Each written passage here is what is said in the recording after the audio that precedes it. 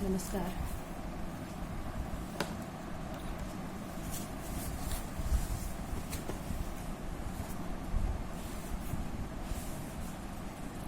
Lord Litton વિશે આપણે એની દુષ્કાળ નીતિની જે શરૂઆત કરી એના વિશેની ચર્ચા કરી હતી. હવે આગળનો પોઈન્ટ છે મુક્ત વેપાર નીતિ.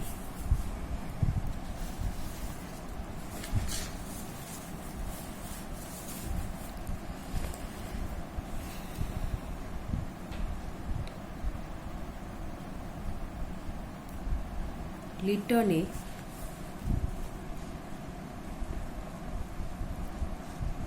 નોર્થ બુકની મુક્ત વેપાર પદ્ધતિને આગળ ધપાવીને ખાંડ તથા અન્ય બીજી 29 વસ્તુઓ પરની આંતરિક જકાત નાબૂદ કરી. વાઇસરોય કેનિંગના વખતથી ઇંગ્લેન્ડના જાડા કાપડ પર 5% જકાત હતી. તે લિટને મુક્ત વેપારને નામે નાબૂદ કરી. એટલે કે વાઇસરોય કેનિંગના સમયની અંદર ઇંગ્લેન્ડની અંદર જે જાડું કાપડ હતું એની ઉપર 5%ની જકાત નાખવામાં આવી હતી, જે લિટને મુક્ત વેપારના નામે નાબૂદ કરી. ઇંગ્લેન્ડના કાપડ ઉદ્યોગને રાહત આપવાની તક ઝડપી લીધી હતી.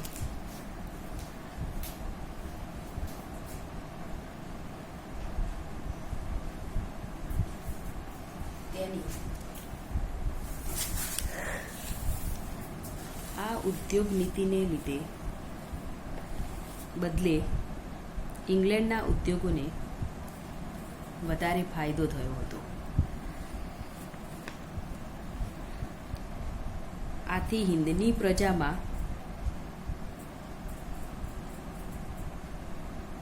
તે અળખામણો બન્યો. મુક્ત વેપાર નીતિ એટલે જે વેપાર પદ્ધતિ ઉપર કે જે વેપાર ઉપર કોઈ પણ પ્રકારનો ટેક્સ ન હોય, તો જે સમયે ઇંગ્લેન્ડનું કાપડ હતું એના ઉપર 5% જકાત હતી એ પણ લિટને નાબૂદ કરી દીધી. એટલે કે ઇંગ્લેન્ડના કાપડ ઉદ્યોગને રાહત આપવાની તક એણે ઝડપી લીધી. એટલે કે હિંદની પ્રજા જે હતી, હિંદના જે વેપાર ઉદ્યોગો હતા એને ફટકો પડ્યો. તેની આ નીતિથી હિંદના ઉદ્યોગોને બદલે ઇંગ્લેન્ડના ઉદ્યોગોને વધારે ફાયદો થયો. એટલે કે હિંદના જે ઉદ્યોગો હતા એ હિંદના ઉદ્યોગોને ફટકો પડ્યો અને ઇંગ્લેન્ડના ઉદ્યોગોને ફાયદો થયો. આમ હિંદની પ્રજામાં તે અળખામણો બન્યો. તેનું આ એક કારણ ગણી શકાય. આ છે મુક્ત વેપાર નીતિ. એ અળખામણો શા માટે બન્યો? તો મુક્ત વેપાર નીતિને પદ્ધતિને કારણે પણ તે પ્રજામાં અપ્રિય બન્યો હતો. એ મુક્ત વેપાર નીતિનું કારણ પણ અપ્રિયતામાં ગણાવી શકાય. P.E. રોબર્ટ્સના મતે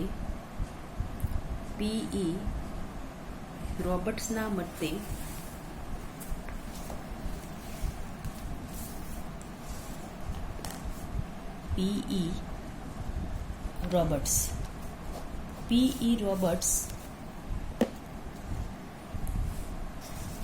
ના મતે લિટનની ઈચ્છા તો વેપાર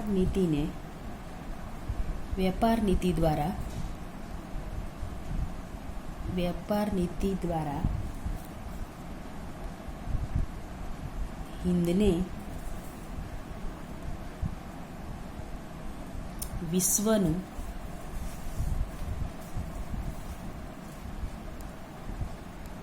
આદર્શ મુક્ત બજાર બનાવવાની હતી. એટલે કે પી.ઈ. રોબર્ટ્સે નોંધ્યું છે કે પી.ઈ. રોબર્ટ્સ લખે છે કે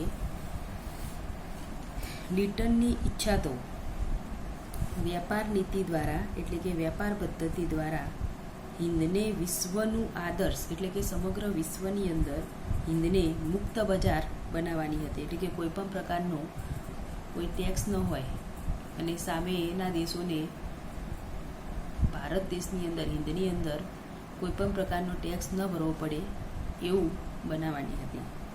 પરંતુ દુષ્કાળ, આર્થિક પરિસ્થિતિ અને અફઘાન વિગ્રહ જેવી સંકટોથી ઘેરાયેલ લિટન આ નીતિના અમલમાં તેને મૂકી શક્યો નહીં. આ રીતે મુક્ત વેપાર નીતિ માટે તેણે 29 વસ્તુઓ ઉપરની આંતરિક જકાત નાબૂદ કરી હતી. 5% જકાતે તે લિટને મુક્ત વેપારના નામે નાબૂદ કરી હતી. આમ આ કારણોના કારણે તે પ્રજામાં અપ્રિય બન્યો હતો. બીજો પોઈન્ટ છે મીઠાનો ઇજારો સરકાર હસ્તક. લિટનનો બીજો સુધારો એ હતો કે તેણે દેશભરમાં મીઠું ઉત્પાદન કરવાનો ઇજારો સરકાર હસ્તક લઈ લીધો. જુદા જુદા પ્રાંતોમાં મીઠાના જુદા જુદા ભાવ હતા.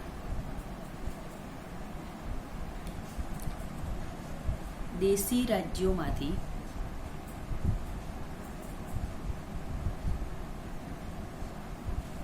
દાણચોરીનું મીઠું અટકાવવા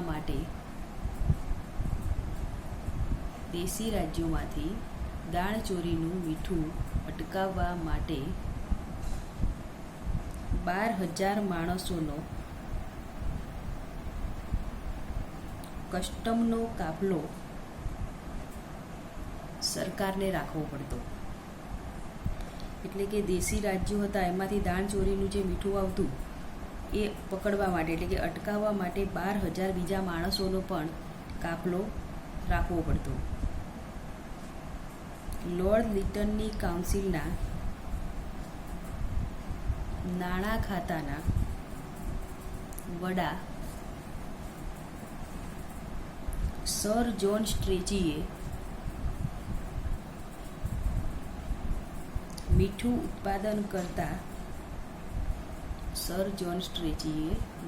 ઉત્પાદન કરતા દેશી રાજ્યો સાથે વાટાઘાટો કરી અમુક રકમના બદલામાં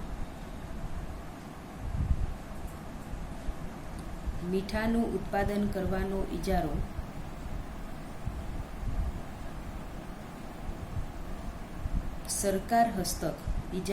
બ્રિટિશ સરકાર હસ્તક લઈ લીધો. જેથી દાણચોરોને મળતો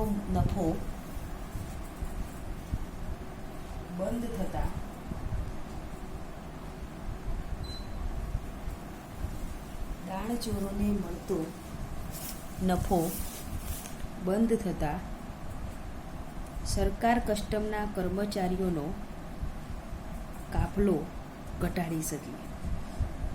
એટલે કે સર જ્હોન સ્ટ્રેચીએ મીઠું ઉત્પાદન કરતા દેશી રાજ્યો સાથે વાટાઘાટો કરી અમુક રકમના બદલામાં મીઠાનું ઉત્પાદન કરવાનો ઇજારો તેમણે બ્રિટિશ સરકારની હસ્તક લઈ લીધો. જેથી દાણચોરોને મળતો નફો હતો એ બંધ થયો અને સરકાર કસ્ટમના કર્મચારીઓનો કાફલો જે 12,000 માણસોનો કાફલો હતો એ ઘટાડી શકી. આથી મીઠા જેવી રોજબરોજની ઉપયોગી ચીજો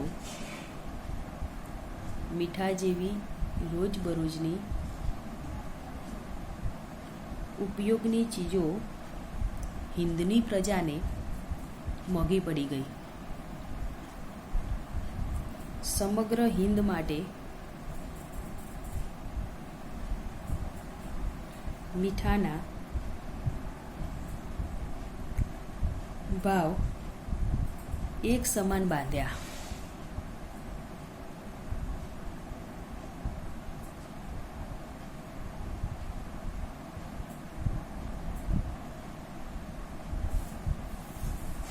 જે પ્રદેશમાં મીઠું ઉત્પન્ન થતું ત્યાં તેમને પહેલાં કરતાં અત્યંત મોંઘું મીઠું મળવા માંડ્યું. આથી લોકોના મનમાં સરકાર સામે કડવાશ ઊભી થઈ. એટલે કે મીઠાનો ઇજારો સરકાર હસ્તક, એટલે કે જે મીઠાનું ઉત્પાદન જે તે વ્યક્તિઓ જાતે કરતા હતા એનો ઇજારો જે હતો એ સરકારે પોતાના હસ્તક લઈ લીધો. એના જે ભાવ હતા એ સરકારે જાતે જ નક્કી કર્યા, જેના કારણે રોજબરોજના ઉપયોગમાં જે આ મીઠું લેવાતું હતું એ હિંદની પ્રજાને મોંઘું પડવા લાગ્યું.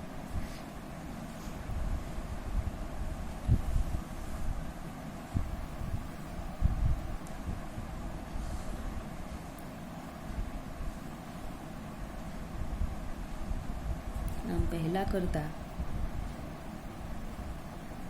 મીઠું મોંઘું મળતા લોકોના મનમાં સરકાર પ્રત્યે કડવાશ ઊભી થઈ. આના પછીનો પોઈન્ટ છે સનદી નોકરીઓ અંગેના સુધારા. લિટનના સનદી નોકરીઓમાં હિન્દીઓને દાખલ કરવા અંગેના વલણને ભાગ્યે જ સંતોષકારક ગણાવી શકાય. ઈસવીસન 1853માં નક્કી કર્યા મુજબ સનદી નોકરીઓમાં દાખલ થવા ઈચ્છનારે પરીક્ષા દ્વારા પોતાની લાયકાત સાબિત કરવાની હતી.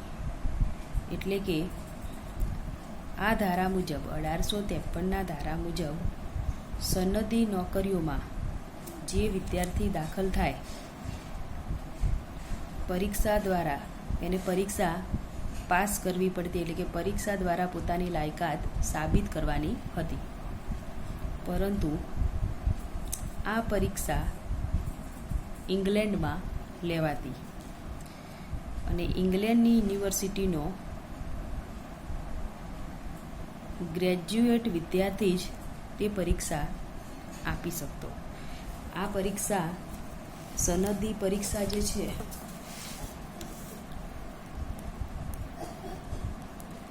સનદી નોકરીની પરીક્ષાનો ધારો આવ્યો 1853ની અંદર. આ પરીક્ષા લેવાતી હતી ઇંગ્લેન્ડમાં અને ઇંગ્લેન્ડનો જ વિદ્યાર્થી આ પરીક્ષા આપી શકતો. તે સમયે હિંદના વાતાવરણમાં હિન્દુસ્તાનનો કોઈ પણ વિદ્યાર્થી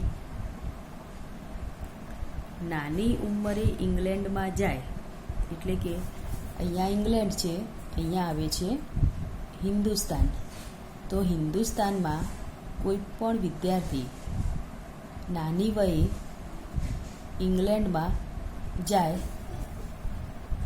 ત્યાંના વિદ્યાર્થીઓ સાથે, એટલે કે હિન્દુસ્તાનનો વિદ્યાર્થી હોય અને ઇંગ્લેન્ડની અંદર જાય વિદ્યાર્થીઓ સાથે હરીફાઈમાં ઉત્તરી ઊંચો નંબર લાવે તે મુશ્કેલ કાર્ય હતું, કારણ કે હિન્દુસ્તાનનો કોઈ પણ વિદ્યાર્થી નાની ઉંમરે ઇંગ્લેન્ડમાં જાય અને ઇંગ્લેન્ડના વિદ્યાર્થીઓ સાથે હરીફાઈમાં ઊંચો નંબર લાવે તે મુશ્કેલ કાર્ય હતું. આવા સંજોગોમાં પરીક્ષામાં બેસનાર વિદ્યાર્થીની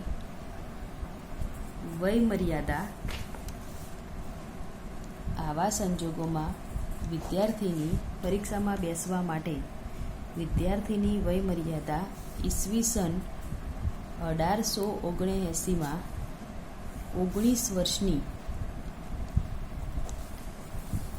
નક્કી કરવામાં આવી હતી. 19 વર્ષની ઉંમર પહેલાં નક્કી કરવામાં આવી હતી. પરિણામે હિન્દુસ્તાનના યુવાનો માટે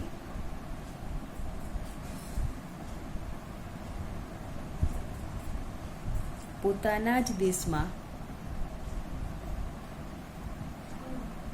ઊંચા હોદ્દાની નોકરીઓના દ્વાર બંધ થઈ જવા પામ્યા હતા. આના કારણે 19 વર્ષની જ્યારે ઉંમર નક્કી કરી પરીક્ષામાં બેસવાની, ત્યારે હિન્દુસ્તાનના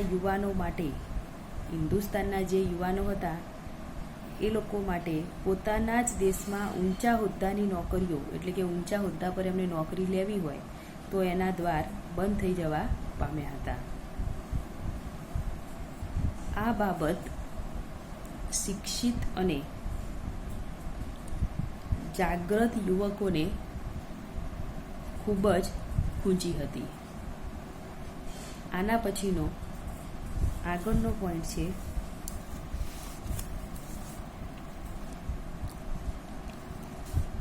SCSની, એટલે કે સ્ટેચ્યુટરી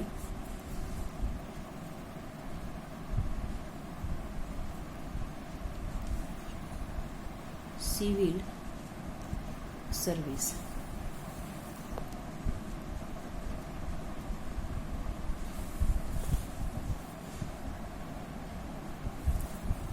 લિટને હિન્દી સનદી નોકરી ઇન્ડિયન સિવિલ સર્વિસ, હિન્દી સનદી નોકરી એટલે ઇન્ડિયન સિવિલ સર્વિસ ICS કરતા સહેજ નીચી શ્રેણીની નોકરીઓની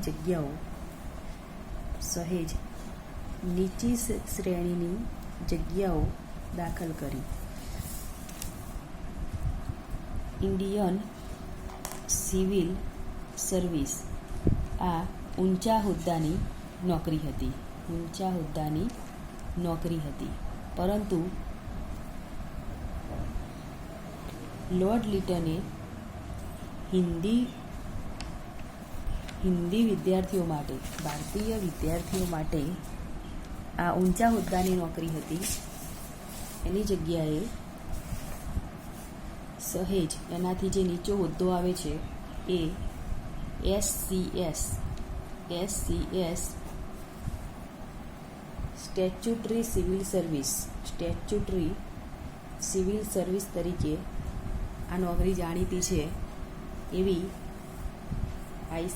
ICS કરતાં, ઇન્ડિયન સિવિલ સર્વિસ હિન્દી સનદી નોકરી કરતાં SCS તરીકે જાણીતી જે નોકરી હતી એ સહેજ નીચી કક્ષાની એનાથી નોકરી હતી, એની શરૂઆત કરી, એટલે કે દાખલ કરી.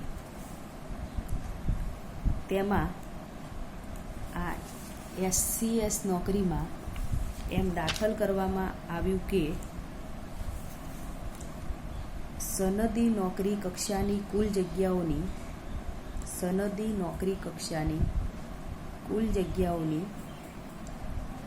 1/6 જગ્યા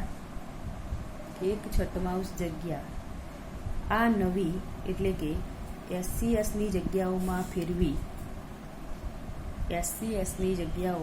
ફેરવી તેમાં માત્ર હિન્દના લોકોની નિમણૂક આપવી.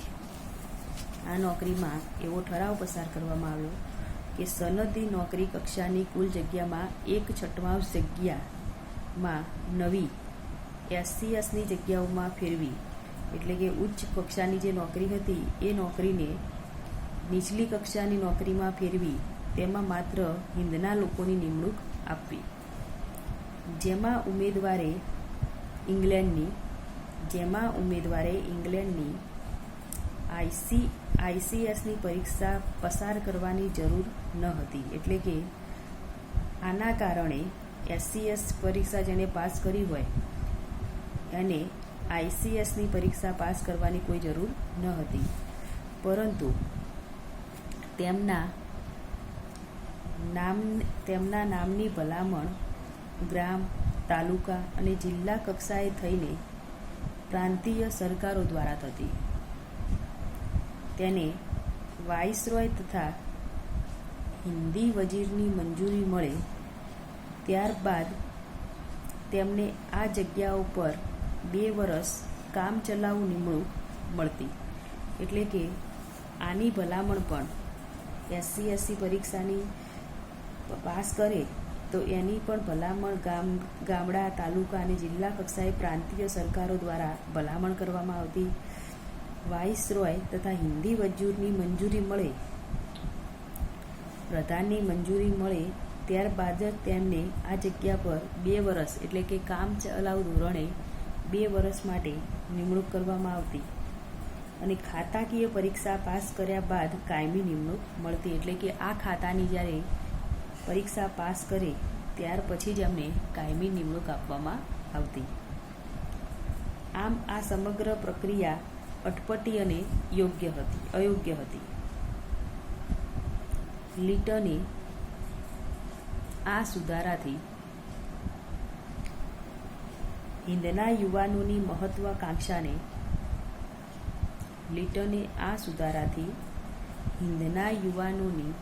મહત્વાકાંક્ષાને સંતોષવાનો પ્રયત્ન કર્યો, પરંતુ હિંદના યુવાનો આવા અધકચરા સમાધાનકારી માર્ગને માન્ય કરે તેમ ન હતા. એટલે કે આ વસ્તુને, આ બાબતને તેઓ માન્ય રાખે તેમ ન હતા. તેથી તેને સફળતા મળી નહીં. એટલે કે લોર્ડ લિટનને આ બાબતમાં સફળતા મળી નહીં અને ઓછી શક્તિવાળા માણસો પ્રમોશન મેળવીને આ જગ્યાઓ ઉપર આવવા લાગ્યા. એટલે કે જે જગ્યાની એને નિમણૂક ઊંચા અધિકારીઓની જે નોકરી હોય એની જગ્યાએ નીચલા અધિકારીઓની નિમણૂક કરી. એટલે હિંદની જે પ્રજા હતી એમને આ બાબતની ખબર પડી ગઈ. એટલે એ લોકોએ લોર્ડ લિટનના આ બાબતને આ પ્રશ્નને માન્ય રાખ્યો નહીં અને આની જગ્યાએ ઓછી શક્તિવાળા એટલે કે ઓછું ભણેલા વ્યક્તિઓ જે છે એવો પ્રમોશન મેળવીને આ જગ્યા પર આવવા લાગ્યા. 8 વર્ષના પ્રયોગ પછી 8 વર્ષનો સમયગાળા પછી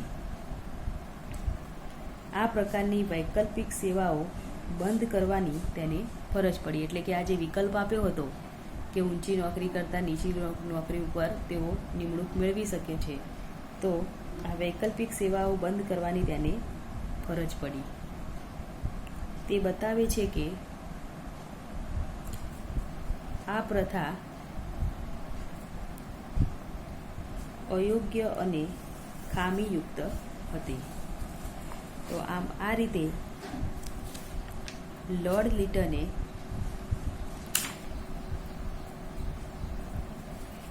એના સમયગાળા દરમિયાન જે સુધારા કર્યા એમાં 1876માં સૌપ્રથમ તે વાઇસરોય પદે આવ્યો. ત્યાર પછી નાણાકીય પ્રશ્ન, દુકાળકીય પ્રશ્ન, સનદી નોકરીઓમાં હિન્દીઓને સામેલ કરવાની સમસ્યા જેવા વિકટ પ્રશ્ન તેની સામે ઊભા હતા. તે પ્રશ્નોનો તેને ઉકેલ પણ લાવ્યો હતો. આ હતા આર્થિક સુધારા.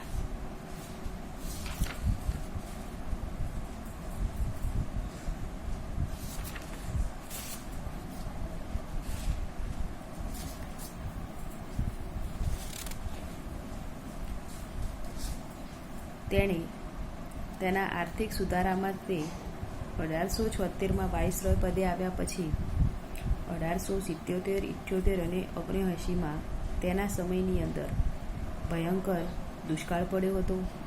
સૌથી પ્રથમ દુષ્કાળ 1861માં આગ્રામાં રાજપૂત અને પંજાબી લોર્ડ કેનિંગના સમયમાં, 1866માં સર જ્હોન લોરેન્સના સમયમાં અને 1873-74માં નોર્થ બુકના સમયમાં પણ આવા દુષ્કાળો પડ્યા હતા, જેને પહોંચી વળવા માટે કેટલાક પગલાં પણ લેવામાં આવ્યા હતા.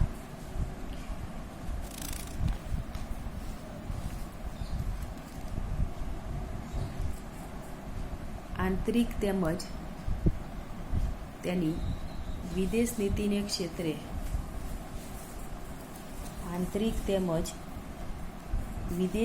ક્ષેત્રે લિટનના અવિચારી ઉતાવળિયા પગલાંને કારણે તે અળખામણો બન્યો હતો, આવું ડૉક્ટર R.K. ધારૈયાએ કહ્યું છે. સૌપ્રથમ તો તેણે જે આર્થિક સુધારા કર્યા, આર્થિક સુધારણાની અંદર એના સમયની અંદર જે સમયે દુષ્કાળ પડ્યો, તો દુષ્કાળને પહોંચી વળવા માટે તેણે કેટલાક સર જ્હોન સ્ટ્રેચીની મદદથી કેટલાક પ્રયત્ન કર્યા, પરંતુ કેટલેક અંશે તેને જેવી જોઈએ એવી સફળતા ન મળી, જેના કારણે તે પ્રજામાં અપ્રિય થઈ પડ્યો.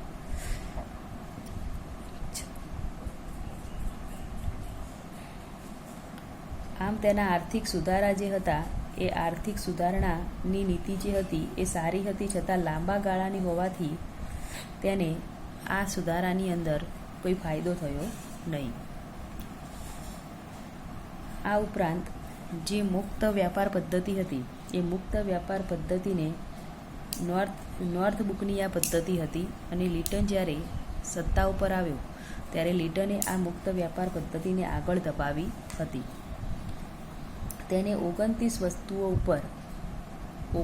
જેટલી એવી વસ્તુઓ ઉપર જકાત નાખી હતી.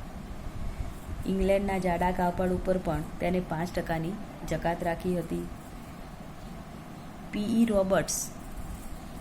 P.E. રોબર્ટ્સના મતે P.E. રોબર્ટ્સે લોર્ડ વિટન વિશે કહ્યું છે કે લિટનની ઈચ્છા